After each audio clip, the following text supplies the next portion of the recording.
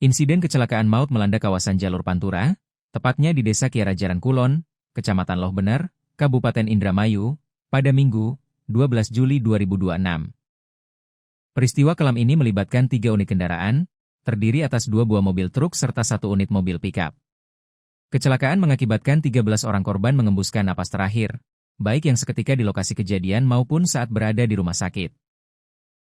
Pihak kepolisian melalui Kasat Lantas Polres Indramayu, AKP Undang Syarif Hidayat, memaparkan bahwa peristiwa itu bermula sewaktu mobil pickup dengan nomor polisi E8559RB tengah melaju membelah jalur Pantura Indramayu dari arah Cirebon menuju ke Jakarta.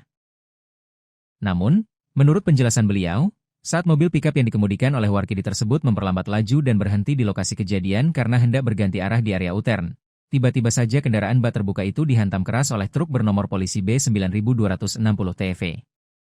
Truk tersebut sama-sama melintas dari arah Cirebon menuju Jakarta, sehingga menabrak langsung dari arah belakang mobil pickup, ujar Undang Syarif Hidayat saat dihubungi melalui sambungan teleponnya, Minggu, 12 Juli 2026. Malam.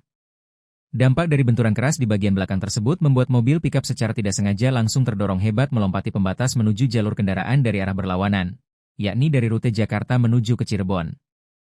Nahasnya, pada saat yang bersamaan dari arah Jakarta menuju Cirebon tersebut tengah melaju truk lainnya dengan nomor polisi E8846BA, sehingga langsung menabrak telak mobil pickup yang tengah mengangkut belasan penumpang tersebut.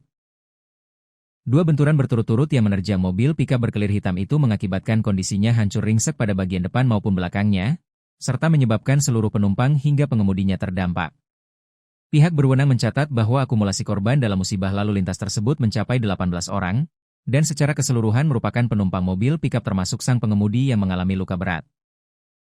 Jadi, ada 3 korban meninggal dunia di TKP, 10 korban meninggal dunia di rumah sakit, dan 5 korban mengalami luka berat maupun luka ringan, sehingga totalnya 18 korban, kata Undang Syarif Hidayat.